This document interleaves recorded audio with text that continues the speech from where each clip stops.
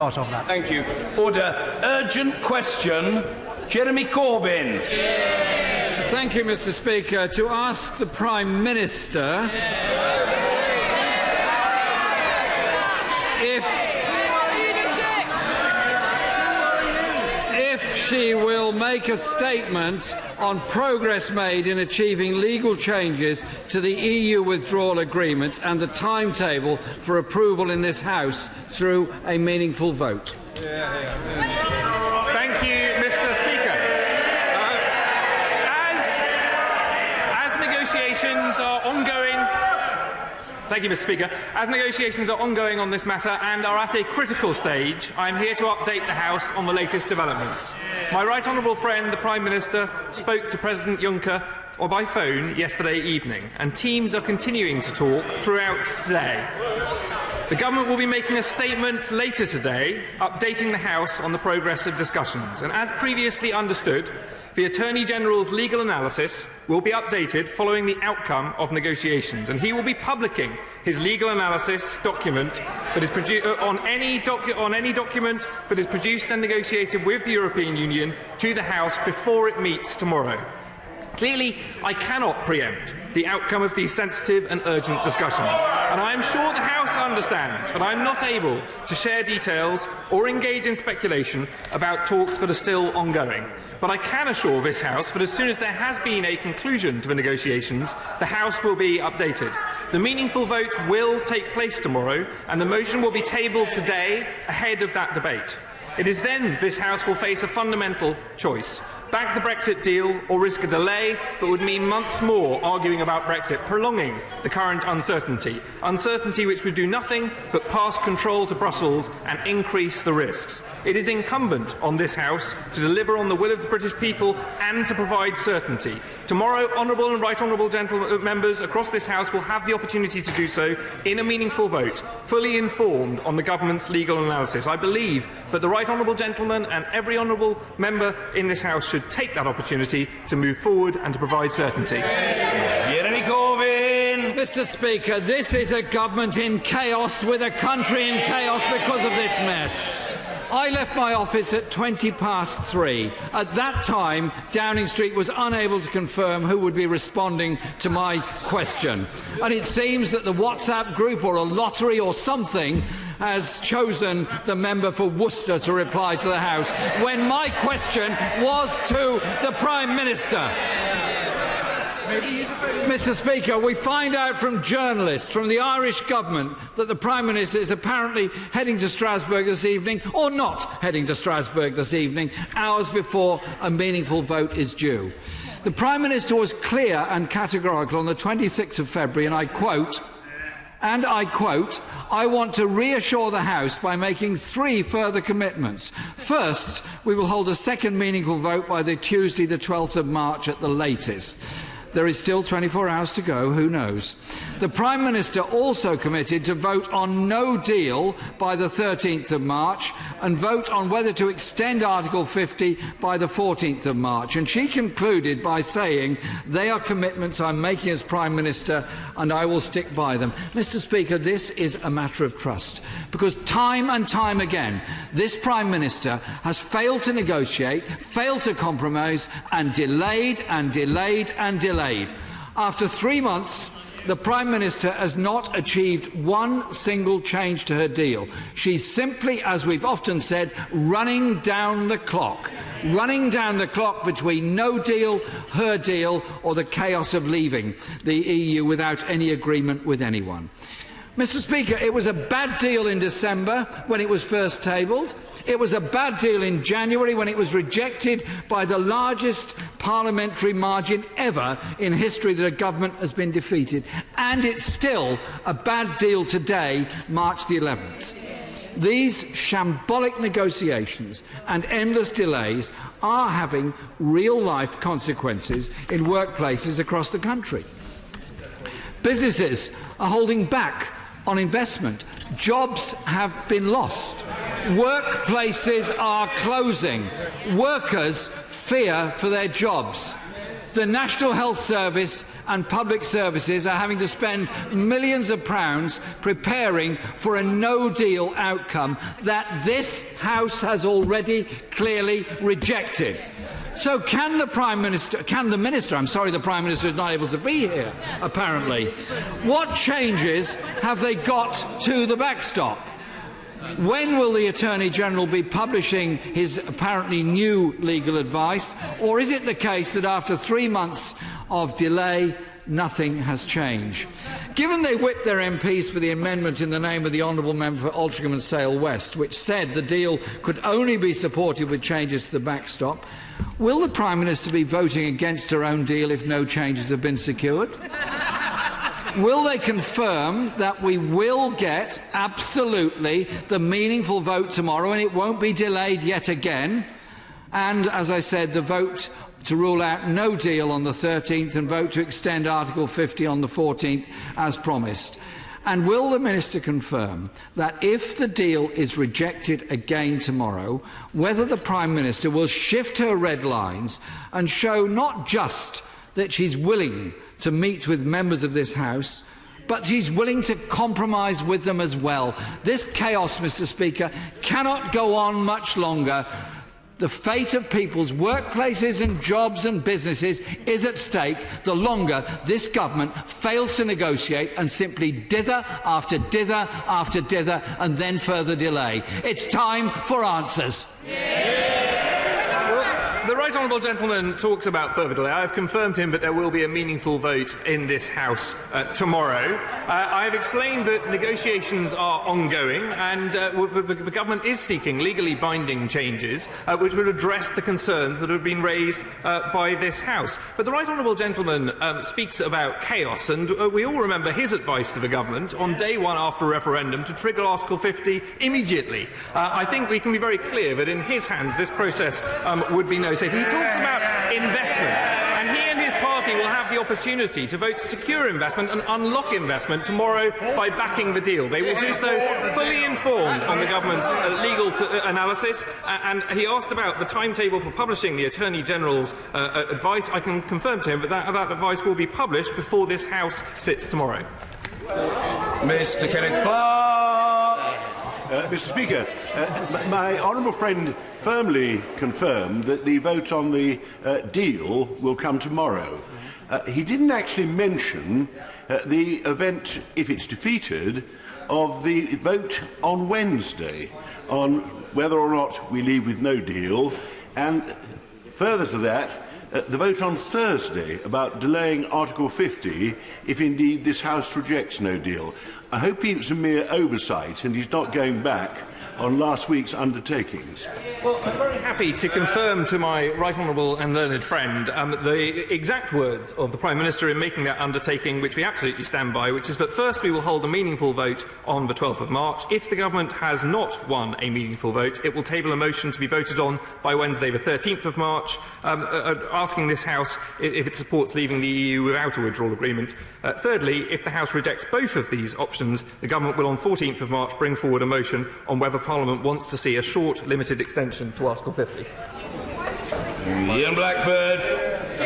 Thank you, Mr. Speaker. It is crucial that this House has the opportunity to extend Article 50 on Thursday, because we have to take back control from the shambles of a government. We are 18 days away from the scheduled UK exit from the EU. 18 days, and yet this government still has no plan to protect jobs and living standards. The Prime Minister is guilty of neglect. She's proven incapable of governance, incapable of negotiation, and utterly incapable of leadership. The truth is the politics of the United Kingdom has become a farce. The lack of leadership from the Tory and the Labour parties has left people across the United Kingdom at a loss, panicking about their futures, abandoned by their so-called leaders. Mr. Speaker, this morning Downing Street exclaims that tomorrow's vote will go ahead. That's been repeated by the Minister. That must happen. It is welcome, because to dither and delay it yet again would be another act of grave cowardice. We cannot ignore the facts. Mr Speaker, this place is in total chaos.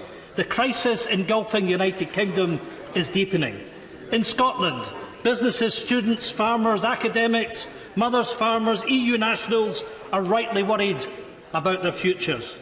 But this government, this Tory party, this Prime Minister couldn't care less about the people of Scotland. This deal will damage our economy, destroy growth and deprive Scottish people of all the cherished opportunities the European Union has gifted us. Michel Barnier was very clear. The negotiations are over.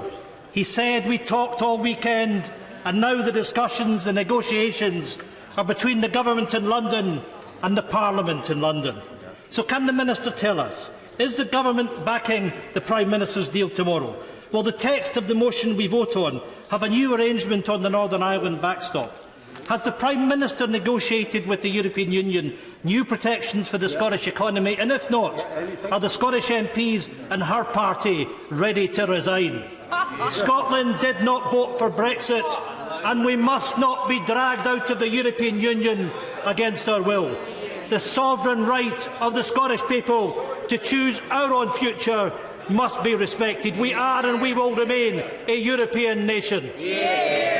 Minister! Well, of course it is true, but all of us, we are leaving the European Union, but we are not leaving Europe. And I'd say to the right honourable gentleman that amidst his rhetoric, he spoke about the interests of the Scottish people. Of course, the interests of the Scottish people are in our strong union of the United Kingdom. We want to deliver a good deal for the whole United Kingdom. Mr. David Davis. Unlike the Leader of the Opposition, can I welcome the Minister to the dispatch box? I know from my own experience that, unlike the Leader of the Opposition, he is a brilliant master of his brief. There was also talk from the Leader of the Opposition about trust. Is the Prime Minister not demonstrating the trust this House should put in her by going to Europe and negotiating with the Europeans a deal which will deliver on the requirements of the British people, unlike the Opposition? My right honourable friend is absolutely right, and I pay tribute to his work on this process. But also, he has said many times that often these negotiations with the EU go right to the 11th hour. I think we have a demonstration in that today, and of course there will be a statement from the government later on today. Mr. Hilary Benn. Thank you very much indeed, Mr. Speaker. Can the Minister explain to the House why the Irish Foreign Minister Simon Coveney said apparently earlier today, and I quote, "The Prime Minister is travelling to Strasbourg this evening to try to finalise an agreement, if that's possible, to be able to put that to a meaningful vote in Westminster tomorrow." Can he confirm that? And if an agreement that changes the withdrawal agreement or the political declaration is reached tonight, will that have the approval of the heads of government? And if not, will it actually constitute a negotiated agreement under the terms of Section 13(1)(b) of the EU Withdrawal Act? Minister. Right honourable gentleman, the chair of the Select Committee, asked me a series of questions which he knows, I think, that I can't answer all of them. But what I would say to him is that my Secretary of State reiterated to me that he is keen to give evidence to the Right Honourable Gentleman's Committee tomorrow, where perhaps he can update the Right Honourable Gentleman and his committee on all of these issues. Nicky Morgan. Thank you very much indeed, Mr. Speaker. Likewise, can I welcome the Minister, who was an excellent PPS before his well-deserved promotion. My demotion. There we are. Hasn't the member for Leeds Central just shown exactly what the Leader of the Opposition should have done in a statement or an urgent question entitled EU Withdrawal Agreement Legal Changes? Because isn't the nub of this matter actually better served by having a forensic examination of the January letter from Presidents Tusk and Juncker, where much has already been conceded by the EU, and what is now needed is for that to be turned into legally binding text? And doesn't the Minister agree that for all those who complain about delay and dither and consequence of the workplace, all of that could be solved if the agreement was passed tomorrow? My right honourable friend makes a a very good point. Of course, we should be making sure that we pass this agreement, but it's vital that the Prime Minister has gone in to negotiate right up until the last moment to make sure that she can address the concerns of this House. I agree with her that the letter from the President took some steps to address those concerns, but what we've been seeking and what we will continue to seek are legally binding changes. Yvette Cooper. The Minister could not answer the question from my right honourable friend, the member for Leeds Central. And the reason it matters what status the meaningful vote has tomorrow is we want to be sure that the government is not going to use any shenanigans to avoid any further votes later in the week.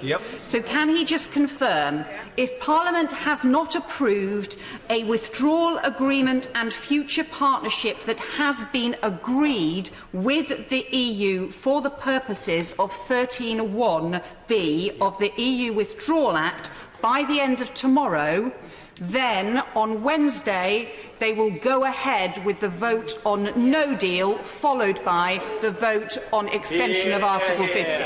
I'd say, I've already confirmed that in repeating the Prime Minister's assurance, and we do accept that the Section 31 of the Withdrawal Act is binding. Patrick McLaughlin.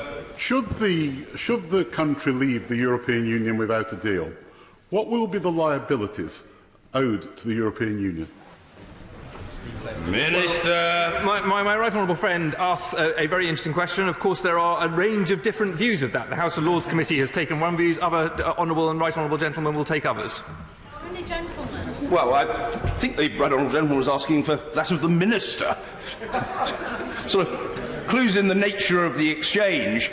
Honourable member or right honourable member gets up and asks a question. He's interested in the view of the Minister, not of some other committee in some other place. I thought that was fairly straightforward, but there you go. Tom Brake. Mr. Speaker, the Minister says he doesn't engage in speculation. Could I encourage him perhaps to make an educated guess? If the Prime Minister's deal is passed tomorrow, how many more years of very public Tory bickering will the country face as the UK seeks to establish its new relationship with the European Union? The honourable gentleman asked a question about if the deal is passed. I think he should get behind the deal and support it, because we would then secure the implementation period, which would provide the certainty to businesses and citizens in this country whilst we negotiate the future relationship and make sure that is put in place. And certainly my aspiration to make sure that that is done before the end of the implementation period. Dr. Julian Lewis. The European Union has known for some considerable time that we're going to have this vital vote tomorrow. Supposing they do actually offer to pull some rabbit out of the hat sometime late tonight, what does this say about the bad faith in which they've been negotiating? Minister. I have to say to my honourable friend, it's our determination to progress in negotiations in good faith. We have done so throughout, and I'm sure the European Union will want to show its good faith by meeting the concerns of this House. Ben Bradshaw. Will he acknowledge that to make an amendment tomorrow that the government supports, making support for it conditional on an as yet not negotiated agreement, would not fulfil either the letter or the law of the Prime Minister's promise? I think the right honourable gentleman should await developments later on today and see what the government puts forward tomorrow. But what I have been very clear on is that we absolutely stand by the commitments of the Prime Minister on the meaningful vote and on what follows. Mr. Ann Patterson. Speaker, can I welcome my honourable friend to the dispatch box and congratulate him and his colleagues for getting the European Union to agree to set up a task force or a work stream to work up the Malthouse compromise proposals. Can he commit to getting those into the legally binding text so there will be an implementation date which is fixed for the future? Well, I've said to my right honourable friend, who I know speaks with considerable experience of these issues, that the alternative arrangements have been a crucial part of this conversation, that they will continue to be a very important part of our negotiations, and of course we are seeking legally binding changes. Caroline Lucas. Thank you, Mr. Speaker. Does he care at all about the real impact on real people of his government's utter incompetence? In my Brighton constituency, American Express, the biggest private sector employer, is deeply concerned about recruitment problems because of his recklessness. So can he answer a very simple question? Will he himself vote against no deal if the Prime Minister's deal is lost tomorrow? Well, I would say to the Honourable Lady, I want to take the first opportunity to vote against no deal by voting for the deal in a meaningful vote. That is the best way to secure the absence of no deal and to secure the interests of this country. Mark Francois. Thank you very much, Mr. Speaker. The Minister, who has arrived at the big time and is doing well, has told the House that the Attorney-General will publish any revised legal advice before the House sits tomorrow, which I'm sure the whole House will welcome for obvious reasons. With regard to the motion, which we may then have to vote on, will we get sight of that tonight, or will it only be in the public domain when the order paper is published electronically in the small hours of this morning? My right honourable friend asked an important question. I would say that the government will bring forward its motion as soon as we possibly can, but I can't necessarily guarantee the precise timing of that, given that these negotiations are still ongoing. Pat McFadden. Thank you, Mr. Speaker. Section 13(1)(b) of the EU Withdrawal Act says the vote must be on, and I quote, the negotiated withdrawal agreement. Does the Minister accept that a vote tomorrow on anything other than the negotiated withdrawal agreement does not count as the second meaningful vote and would not be the fulfilment of the Prime Minister's promise on the 26th of February that said we will hold a second meaningful vote by Tuesday, 12th of March? Well, Minister. I can reiterate to the right honourable gentleman what I've already said, that we will be holding the meaningful vote tomorrow, and of course exactly what is brought forward by the government will depend on the outcome of negotiations which are still ongoing. Jacob Rees-Mogg. Thank you, Mr. Speaker. With regard to the legal changes required to the withdrawal agreement, this House voted for the entire removal of the backstop. Does it not at the very least strike my honourable friend as incongruous that it is harder to leave the backstop than it is to leave the European Union under Article 50?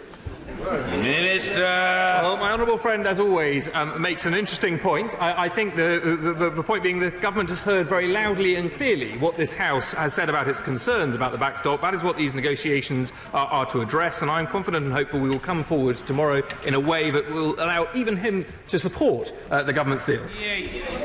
Joanna Cherry. Thank you, Mr. Speaker.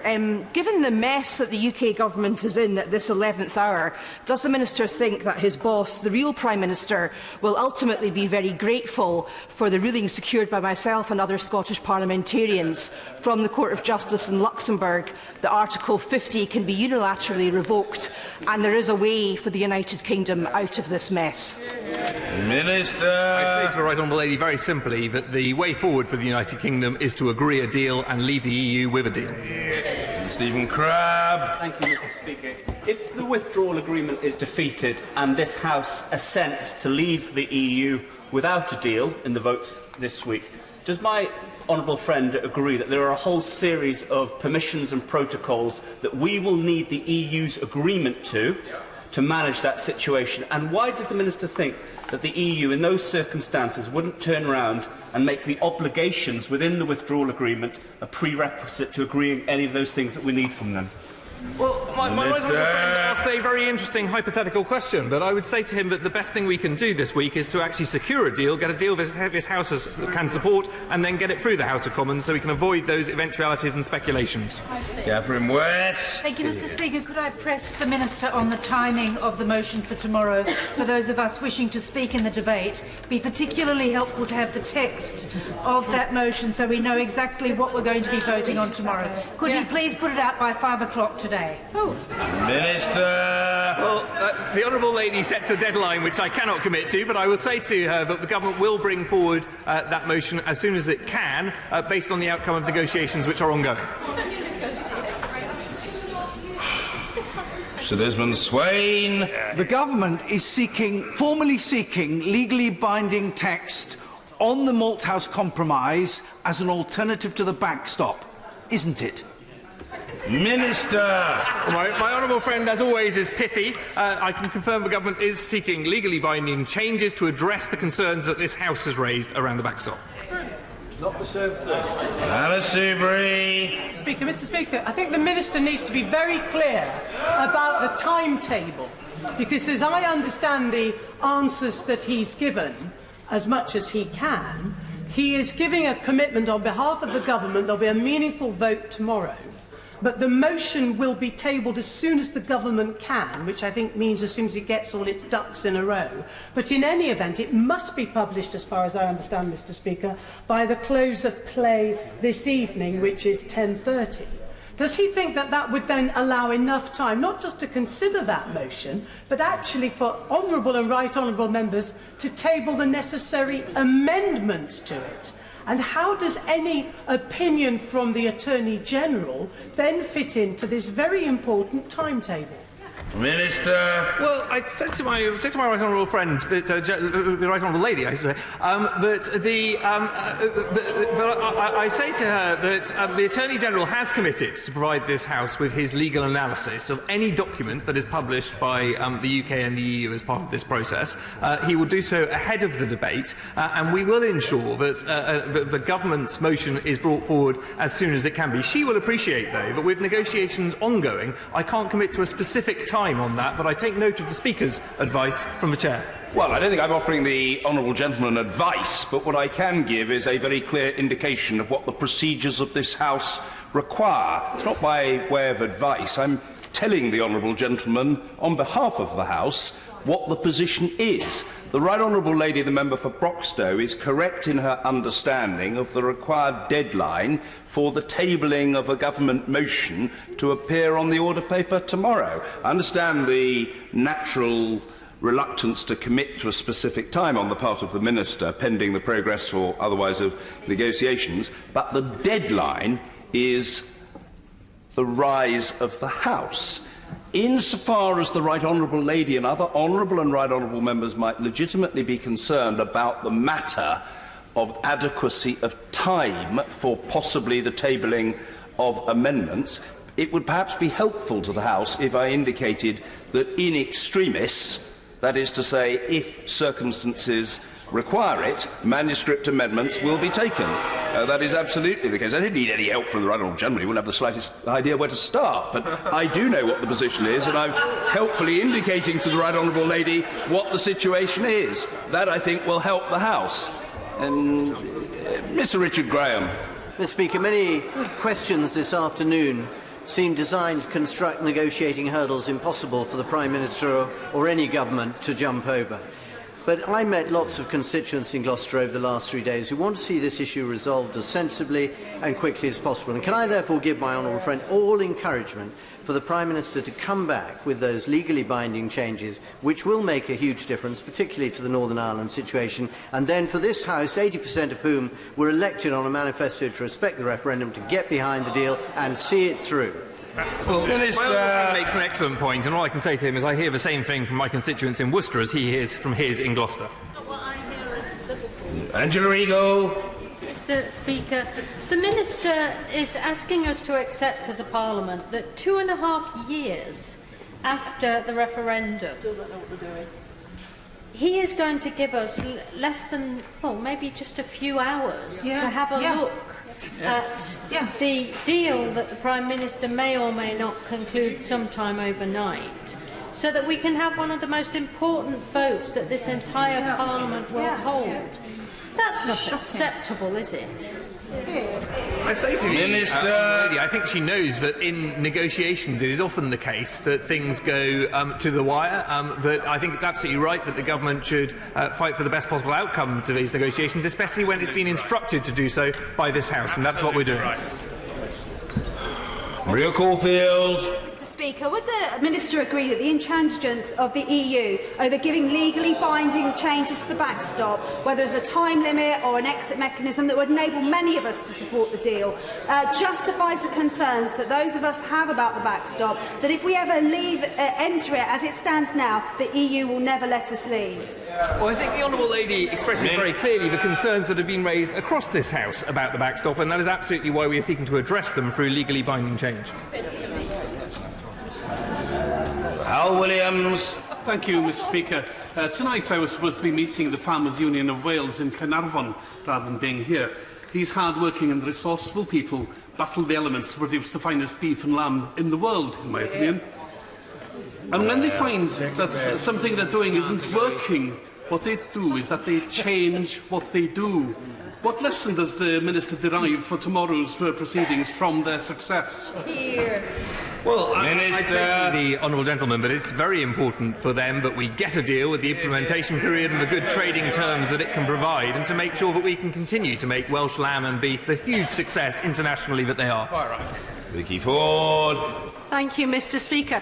The withdrawal agreement gives certainty to the British and European citizens most affected by Brexit. It gives our businesses the certainty of a transition period. It brings certainty about the size of the bill we have to settle. Does my honourable friend agree that the one individual who is bringing uncertainty by his refusal to negotiate and compromise is in fact the leader of the party opposite? Order, absolutely no responsibility of the Minister. A disorderly question, an unnecessary answer, and a complete waste of everybody's time. Kirsty Blackman. Thank you, Mr Speaker. Mr Speaker, the government intends to publish a motion. It intends to publish an agreement, and it intends to publish the legal advice on that agreement. Can the Minister commit to ensuring that we have all of this before the beginning of the debates tomorrow? And can he also ask the Attorney-General to come and give a statement about the legal advice so that we can ask questions on it in advance of the debate tomorrow? Well, I'd say to the honourable lady that yes, I do commit that that information will be available before the debate tomorrow, and the Attorney-General has been clear that he will publish his analysis. Mr Peter Bone. Thank you, Mr Speaker. The Minister is answering the questions admirably, but we have heard from the opposition benches the desire for time to look at the legal advice, time to look at the motion, time to table amendments, time to consider them. So given the opposition are requesting effectively an extension to the meaningful vote, will the Minister take from this that we perhaps should consider putting off the vote until Parliament has got time to consider what the Prime Minister brings back? Minister, I note my honourable friend's representations, but the government is clear that we will be having the meaningful vote tomorrow. Chris Bryant. The thing is, there's only one possible motion that can be considered tomorrow for it to be a meaningful vote under the Act. It's very straightforward, and the government itself argued repeatedly to the Procedure Committee that if the motion had any other riders added to it, it wouldn't be legally competent. It wouldn't have any legal effect. So they could publish the motion now. I could publish the motion for them now. And for that matter, the business motion, which we'll have to have tomorrow because of the Cragg Act, also means that they could introduce that now. And then we could have proper scrutiny. Isn't it time we had some proper scrutiny and stop flying by the seat of our pants all the time? Minister speaks about proper scrutiny, and he will know that the Prime Minister and my Secretary of State have been at this dispatch box literally hundreds of times, facing proper scrutiny on this issue. We will bring forward the government's motion for tomorrow's debate as soon as we can. We could do it now. Simon Clark. Thank you, Mr Speaker. I echo the words of my honourable friend, the member for Gloucester, earlier, in saying that I wish the Prime Minister every success today. In terms of the important decisions we face this week, when will the government publish the WTO tariffs and quotas, which are going to be needed to assess the merits of no deal in the event the deal is defeated? Minister. The honourable gentleman makes an important point. I think it is for another department to answer, however, but we will be having a meaningful vote on a deal which ensures that we need not have those tariff barriers between ourselves and the European Union. That's one of the many reasons why I think we should support the deal. Sammy Wilson. Mr Speaker, it will not be lost on many listening to this debate today that those who are condemning the Prime Minister for not getting a deal are the very ones who have made it difficult for her to get that deal because they've insisted she rule out no deal as an option.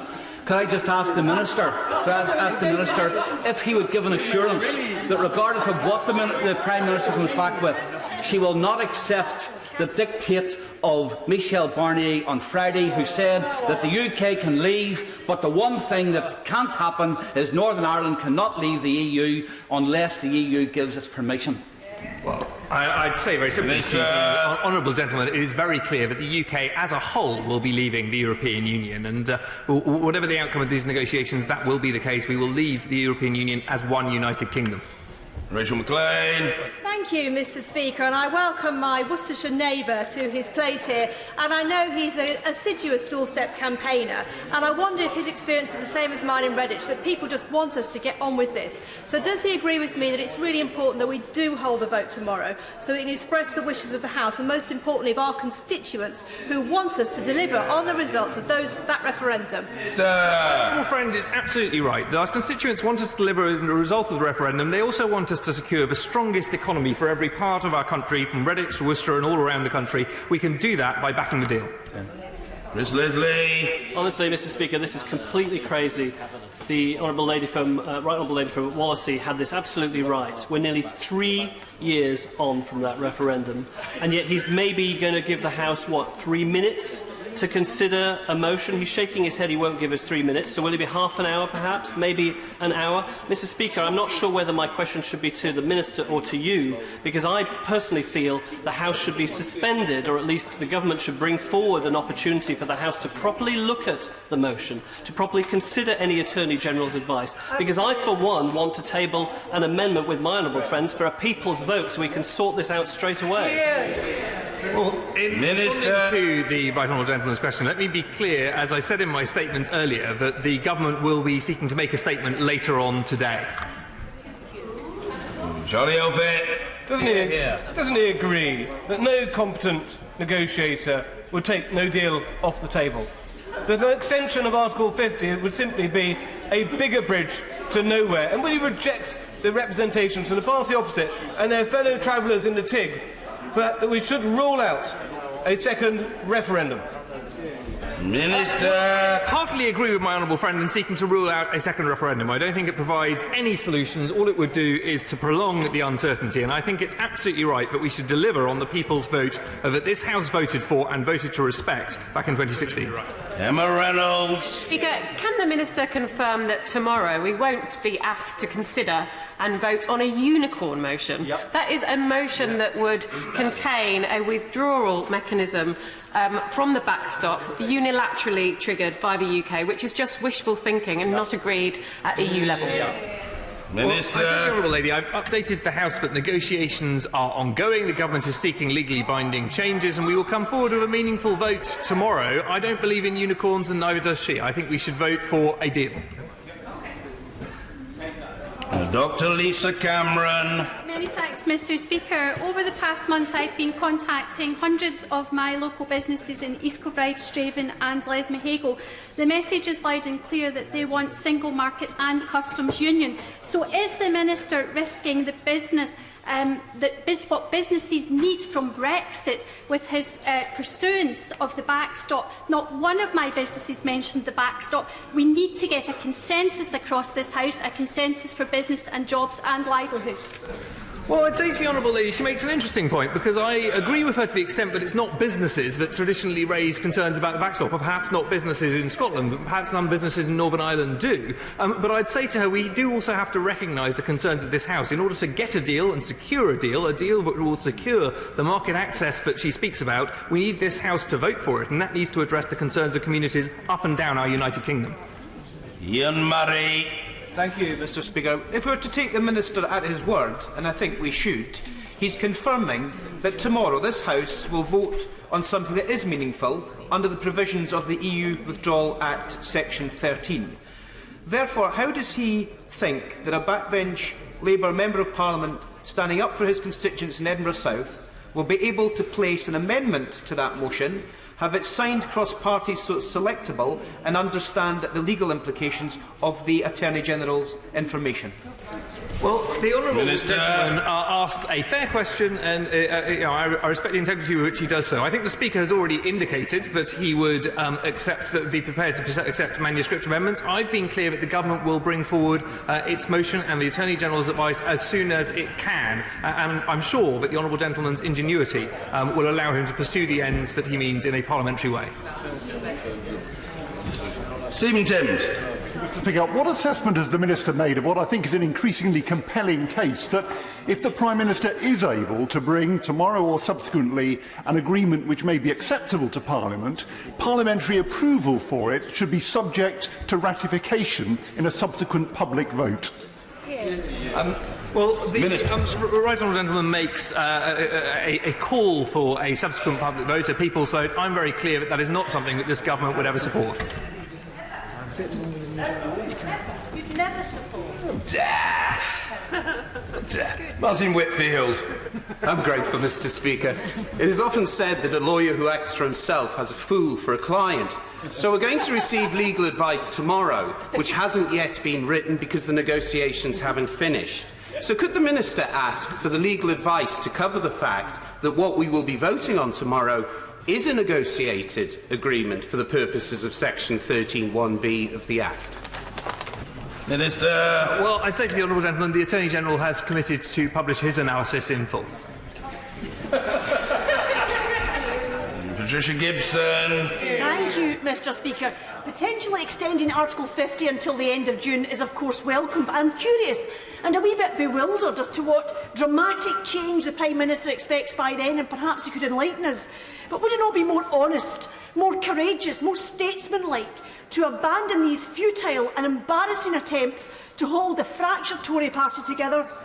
Revoke Article 50 altogether and get on with the day job. Minister. I think it would be honest or statesmanlike to turn our back on the outcome of the referendum. I know that her party likes to ignore referendum results, but our party wants to deliver on them.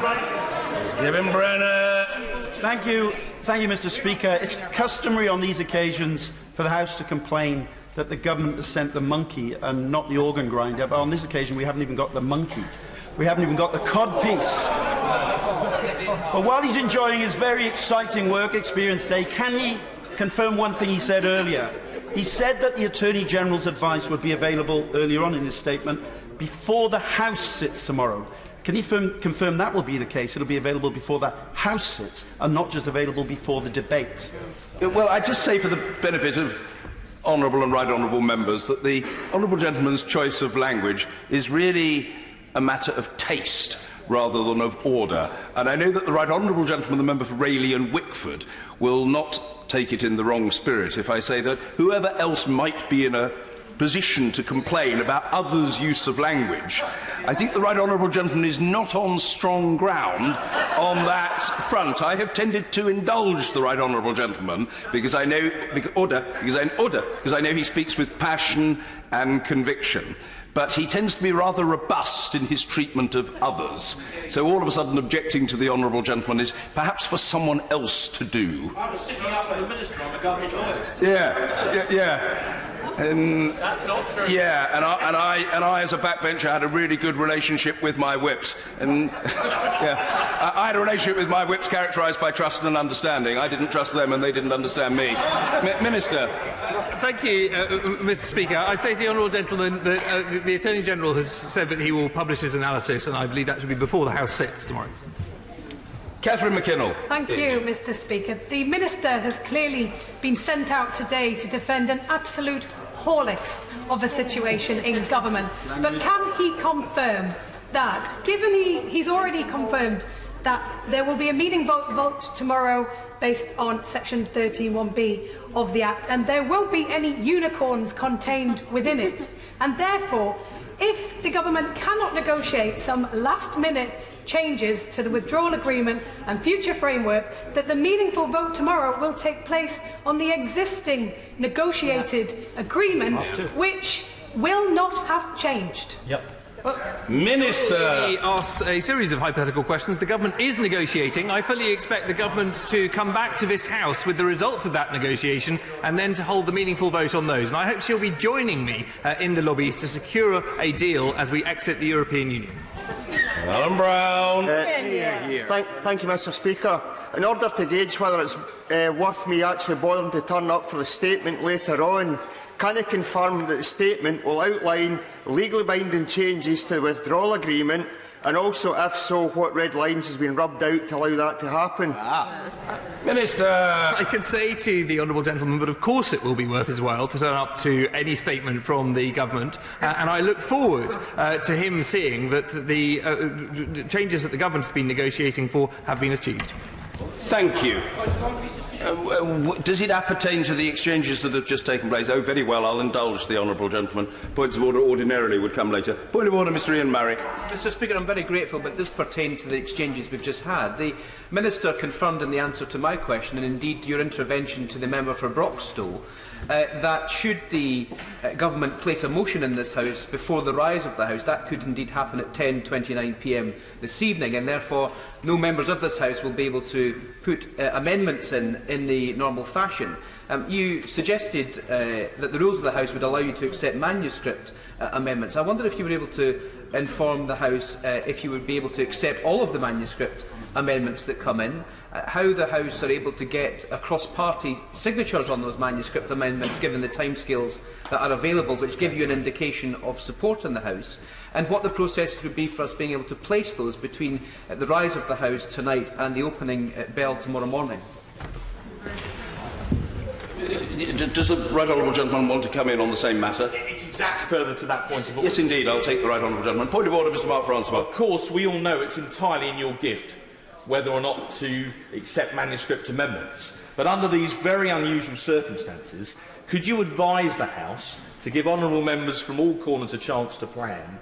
Would you have some idea of some indicative deadline tomorrow by which time you'd expect those manuscript amendments to be in, so that they could be printed and circulated, so that all members of the House, as it were, would know the options on the table? Well, I'm grateful to the honourable gentleman of the right honourable gentleman for their points of order. I'm reluctant at this time to specify a deadline or an intended target time. What I would say to the right honourable gentleman is that I very much hope, with antennae finely attuned to the wishes of colleagues and the matter of basic courtesy in this place, that representatives of the executive branch, who I'm sure are keenly listening to these exchanges, will ensure that they get that motion down as soon as possible. If that is so, it may be that there is some time available tonight for colleagues interested to see what it is that the government has tabled, and then to have the advantage of that many more hours to consider whether to put down an amendment, and if so, which, and indeed to seek to garner support, possibly cross-party, for it. However, if that is not the case, we will have to adjust as best we can. And what I would say to the right honourable gentleman is that there could well be several hours tomorrow in which members will have sight of what has been tabled and will have the opportunity to table amendments.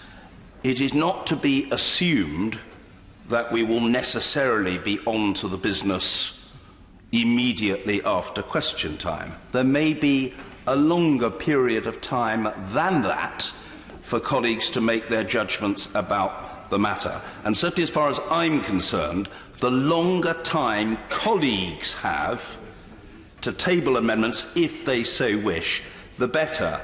The government is perfectly entitled simply to put the motion down just before the close of business tonight, possibly obliged to do so because of what has taken place in Strasbourg, or possibly because of judgment that they have made. That's not really my concern, but my concern is that colleagues should be facilitated, and I will do on this occasion, as on every other, everything I can to facilitate the House. My role is to champion the legislature and not to be a kind of nodding donkey for the executive branch. Point of order, Mr Hilary Benn. Thank you very much indeed, Mr Speaker. Further to that point of order, the annunciator tells us that there is to be a statement on Brexit. It might be helpful to the House if you were able to confirm, if it is your understanding, that that is not necessarily going to follow sequentially upon the other statements that are going to be made, but might be quite later this evening, just because that may have a bearing on the 2 points of order that you've just... I'm extremely grateful to the right honourable gentleman. The right honourable gentleman is right. Certainly that statement will be the last of any statements today, but the right honourable gentleman is quite right in expecting that it will not simply follow after the second statement. My understanding at the moment is that that statement would either come at the moment of interruption, which I say for the benefit of those outside the House attending our proceedings is 10 o'clock, or it might come a little earlier than that. But is it to be expected that it will automatically come straight after the second statement? No. It will come when the government is in a position to make, dare I say it, a meaningful statement to the House. A point of order, Mr. Chris Bryant. Mr. Speaker, you understandably have been referring to the motion for tomorrow, but as I understand it, there will have to be two motions for tomorrow. There'll have to be a business of the House motion as well, because otherwise we can only have a 90-minute debate, because this will be a motion brought forward under an Act of Parliament. It would obviously be good if we were able to have that as soon as possible as well, and I just worry that we might. One of the things that is of enormous convenience to members is knowing when votes are going to happen. And I would guess that in particular people who have family commitments and things like that may want to know that the votes are going to be at 7 o'clock tomorrow evening rather than at 9 or 10 or 11 or whatever. And the sooner that is established, the better. And finally, would you just confirm that it is not your view that on the whole, much as you're prepared to take manuscript amendments, that it's not really in the best interests of Parliament to proceed on some of the most important issues affecting our country on the basis of manuscript amendments because the government has taken so much time to present its business in the proper way?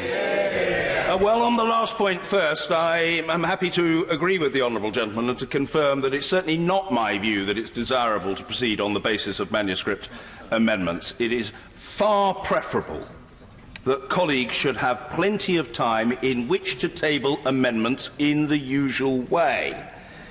If, however, that proves not to be possible, I have to adjust, and it is obviously much more popular with members of the House if I say, yes, I will consider manuscript amendments than if I simply preclude them from consideration. As far as the motion singular or motion plural is concerned, I think the honourable gentleman, as usual, is right. There will need to be two motions. There will need, no, I'm grateful, always helpful to have the ballast of endorsement from the secondary position of the right honourable gentleman, member for Rayleigh and Whitford. I can't count on it at all times, and therefore, when I have it, I should put it in the bank and earn interest on it. And yes, there will need to be two motions. There will need to be a business of the House motion and a substantive motion relating to the withdrawal agreement. It would be helpful to know earlier rather than later. At this stage, I don't know whether the government is thinking in terms of a protected time, that is to say a guaranteed number of hours irrespective of when we start, or whether they're thinking in terms of a conclusion of the debate at 7 o'clock and votes immediately thereafter.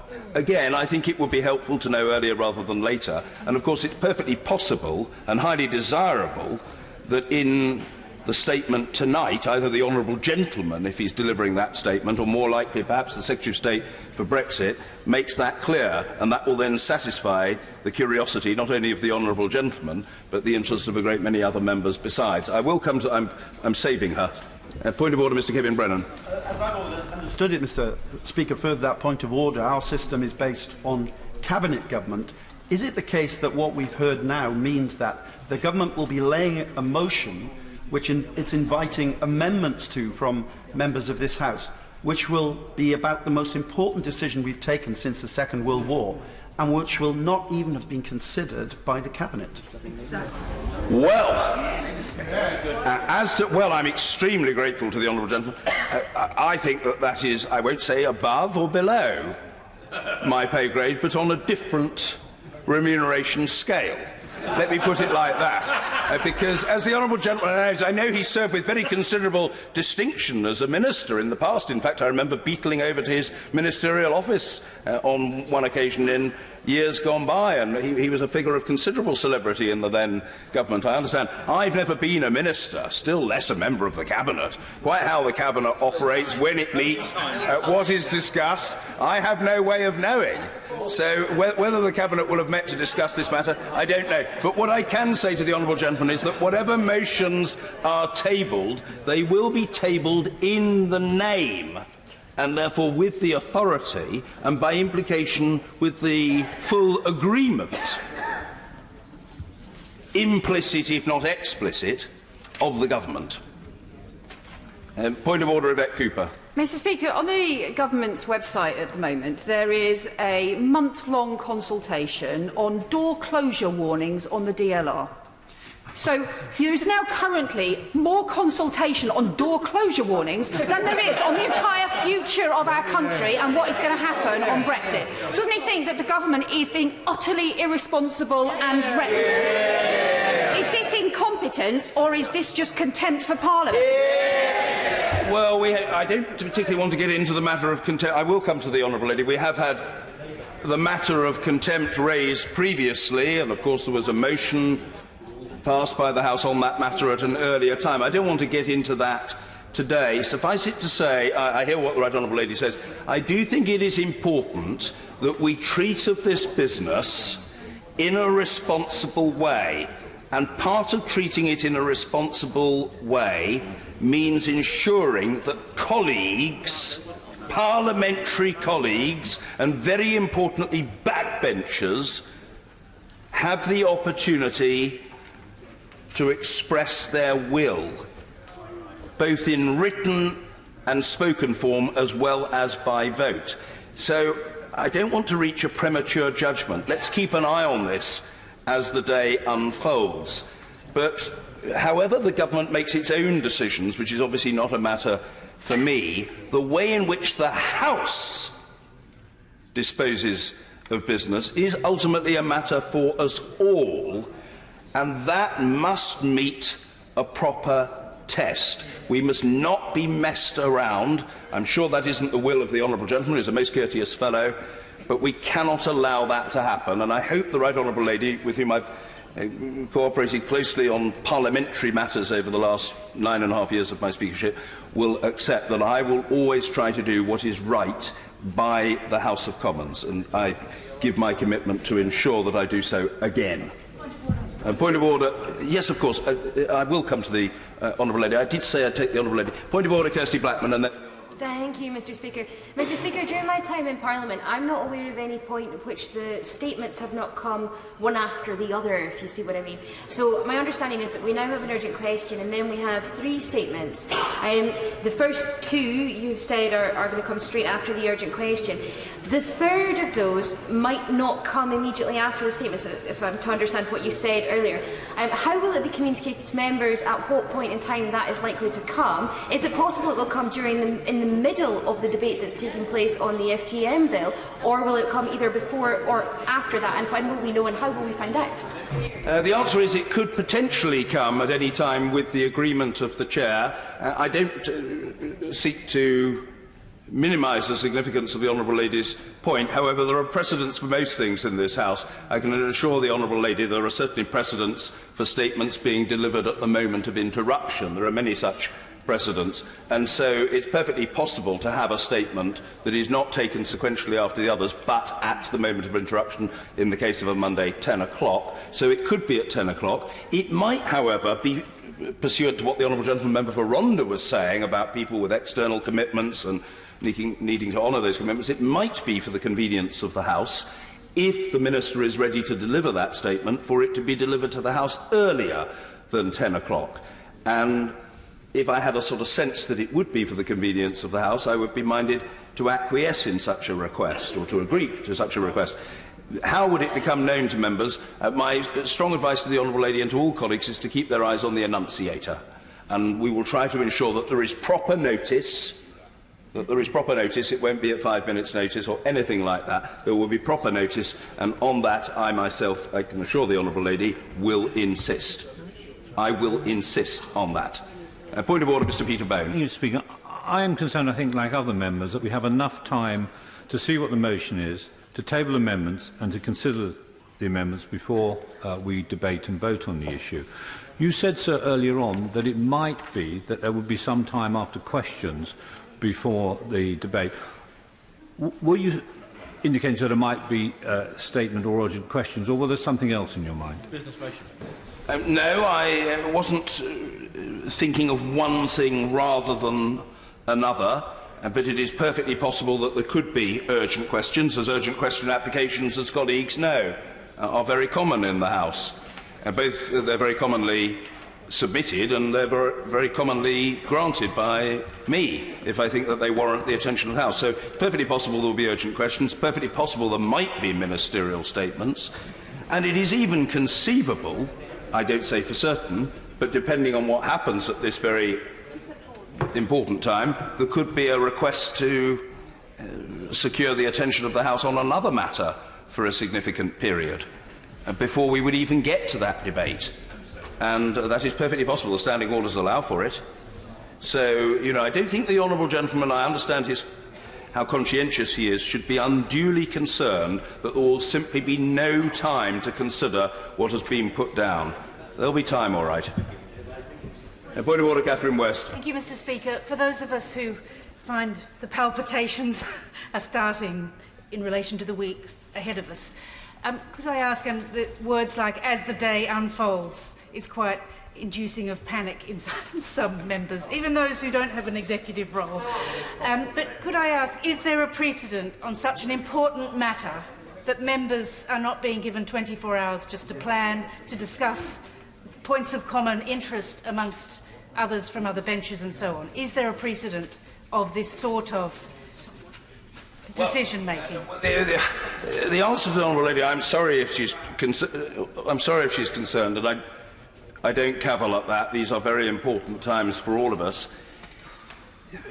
Almost certainly there will be a precedent, for the reason I gave to the honourable lady from the Scottish National Party a few moments ago. There are precedents for most things in this House. If the honourable lady is challenging me as to when there's a precise precedent, I admit I can't. In fact, there won't be a precise precedent because the particular circumstances of Brexit are a little different from anything else that has previously occurred. But if she's wondering whether there's ever been such a situation,